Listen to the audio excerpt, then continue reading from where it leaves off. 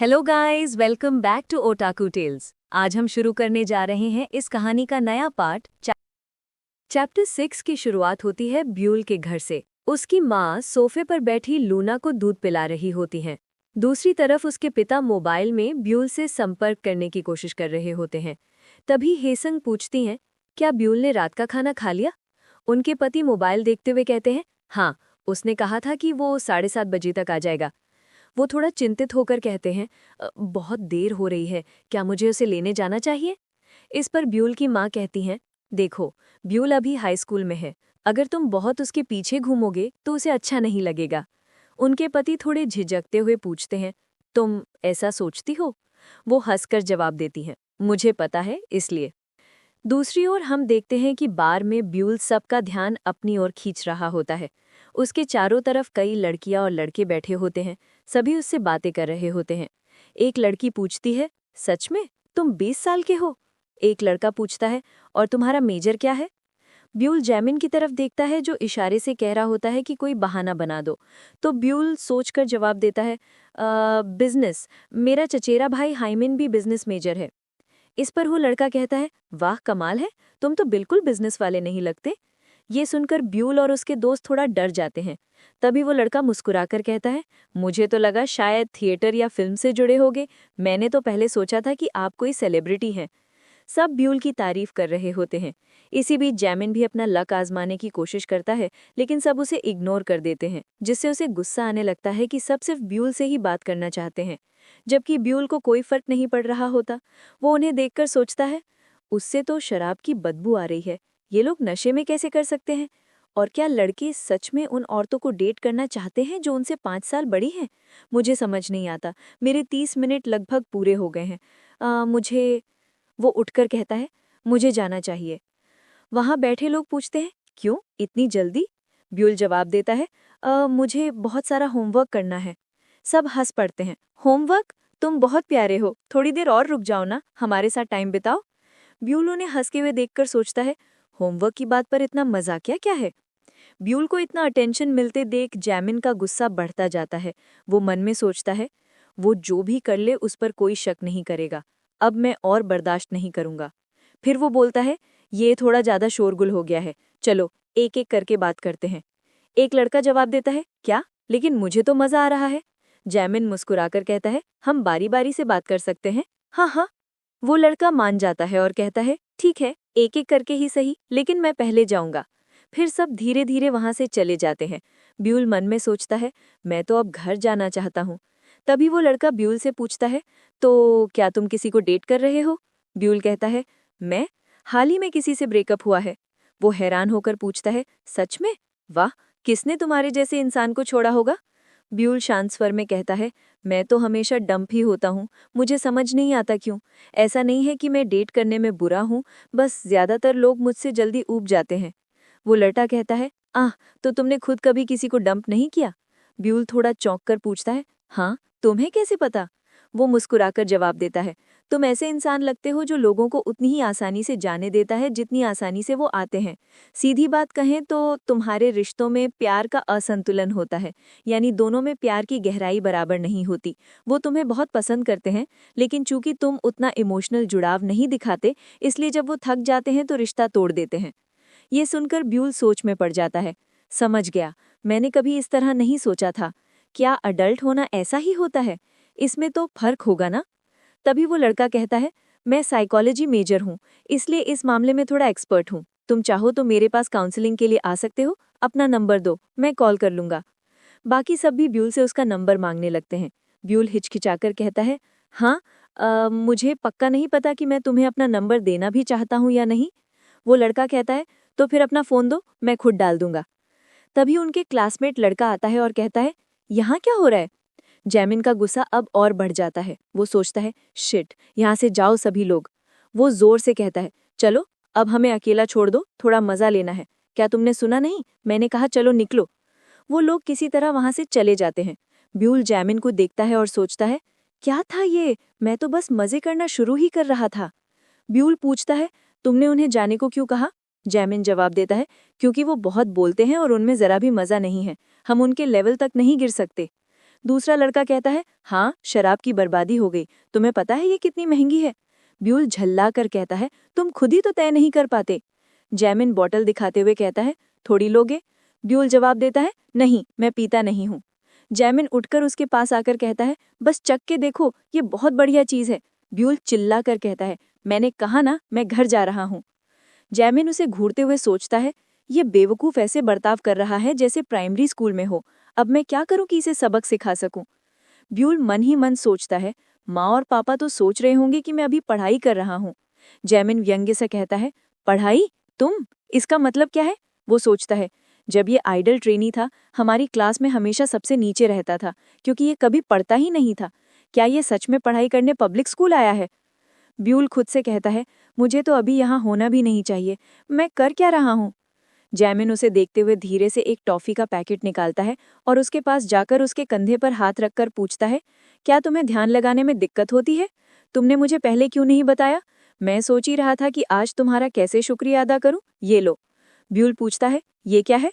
जैमिन जवाब देता है, ये एक दवा है जो ध्यान लगाने में मदद करती है। आजकल हर कोई इसे लेता है। तुम्हें क्या लगता है, कितने लोग ऐसे हैं जो बिना किसी मदद के ध्यान लगा पाते हैं? कभी कभी सबको थोड़ी मदद चाहिए होती है। एक नूना जिसे मैं जानता था, वो भी ये दवा लेती थी और वो क्लास में 4th रैंक से 1st रैंक पर आ गई थी। ब्यूल सोचता है, फोकस, बेटर। वो लेने ही वाला होता है तभी सीवू वहां आ जाता है। सीवू गुस्से में जैमिन का हाथ जोर से पकड़ लेता है। सब चौंक जाते हैं। ब्यूल सीवू को देखता है, सीवू ब्यूल को देखता है और चैप्टर 6 यहीं पर समाप्त हो जाता है। चैप्टर 7 की शुरुआत वहीं से होती है जहां पिछला चैप्टर खत्म हुआ था। सीवू जैमिन का हाथ जोर से पकड़ता है। जैमिन उसे देखकर सोचता है, ये कौन है? वो झुंझलाते हुए चिल्लाता है, तुम ये क्या कर रहे हो? सीवू उसे ठंडे लेकिन सख्त नजरों से घूरता है। तभी ब्योल धीरे से बोलता है, सीवू। सीवू ब्योल की ओर देखता है और बिना कुछ कहे उसका हाथ पकड़कर उसे खींचता है। ब्योल घबराकर कहता है, वेट सीवू। लेकिन सीवू कुछ नहीं सुनता। वो उसे जबरदस्ती वहां से बाहर ले जाता है। वहां बैठे बाकी सब लोग बस उन्हें जाते हुए देखते रह जाते हैं। सीवू गुस्से में ब्योल को बार के बाहर लाता है। ब्योल का हाथ कसकर पकड़ने से उसे दर्द होने लगता है। वो कहता है, आह सीवू, दर्द हो रहा है। सीवू को तब एहसास होता है, वो तुरंत उसका हाथ छोड़ देता है। ब्योल कुछ पल सांस लेकर संभलता है, फिर खड़ा होकर पूछता है, तुम्हें कैसे पता चला कि मैं यहाँ हूं? सीवू पहले कुछ पल चुपचाप उसे देखता है, फिर मुड़कर कहता है, ऐसी जगह पर कभी मत आना। ब्योल जल्दी से कहता है, नहीं नहीं, मैं बस उनके साथ इसलिए आया क्योंकि जैमिन बार बार जिद कर रहा था। सीवू गंभीर स्वर में कहता है, और हाँ, जो भी चीजें लोग तुम्हें ऑफर करे उन्हें बिना सोचे समझे मत ले लिया करो। ब्योल हैरान होकर पूछता है, हाँ, क्या मतलब? थोड़ा सोचते हुए जोड़ता है, उन्होंने कहा था कि ये गोली ध्यान लगाने में मदद करेगी। क्या वो झूठ बोल रहा था? सीवू शांत स्वर में कहता है, वो कुछ और ही लग रहा था। ब्योल गुस्से में बार की दिशा में देखकर चिल्लाता है, क्या ये सब कुछ संदिग्ध था? बेवकूफ लोग, उन्होंने बस एक बार साथ चलने की जिद की थी। सीबू धीरे से कहता है, मुझे नहीं पता, मैं तो बस कह रहा हूं, ये कुछ गड़बड़ लग रहा है। ब्योल झल्लाकर बोलता है, हुफ, कितना परेशान करने वाला है ये सब। ठीक है, मैं स्कूल में उनसे बात कर लूंगा। सीबू उसे ध्यान से देखता है और कहता है, अब घर जाने का समय हो गया है। वो गहराई से ब्योल को देखता है, फिर धीरे धीरे उसकी ओर झुकता है। ब्योल थोड़ा पीछे हटता है, चेहरा लाल पड़ जाता है और वो कंफ्यूज खड़ा होता है। सीबू धीमी आवाज में कहता है, तुमसे शराब की बदबू आ रही है और तुमसे ओमेगा की गंध भी आ रही है। ब्योल हैरान होकर कहता है, क्या? मेरे डैड के पास कुछ ज्यादा ही सूंघने की क्षमता है। सीबू हल्की मुस्कान के साथ कहता है, चलो तुम्हें मैं घर छोड़ दूंगा, वैसे भी तुम्हारा घर यहां से बहुत दूर नहीं है। अगर हम बाइक से चलें तो ये गंध जल्दी मिट जाएगी। ब्योल हैरान रह जाता है। सीवू उसे हेलमेट पहनाता है और अपना बैग उसके हाथ में देता है।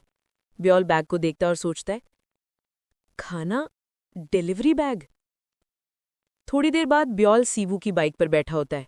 सीवू बाइक स्टार्ट करता है। ब्योल हिचकिचाकर कहता है, लेकिन मैं भारी हूं। सीवू जवाब देता है, बस तुम जोर से पकड़ो। ब्योल उसकी तरफ देखता है और बाइक को कसकर पकड़ लेता है। बाइक चल पड़ती है।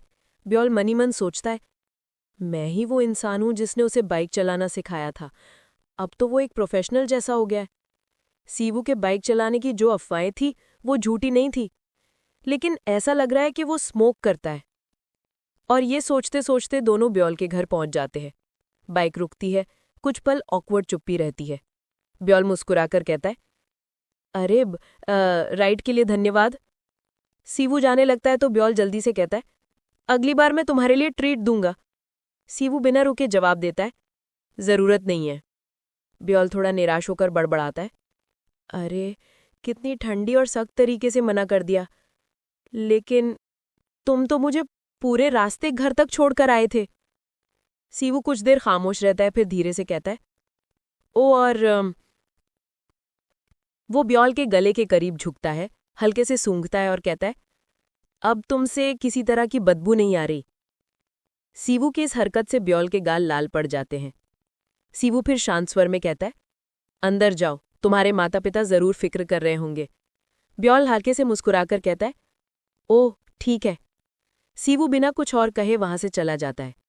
ब्योल उसे जाते हुए देखता है और बड़बड़ाता है, बिना गुड बाय बोले ही चला गया।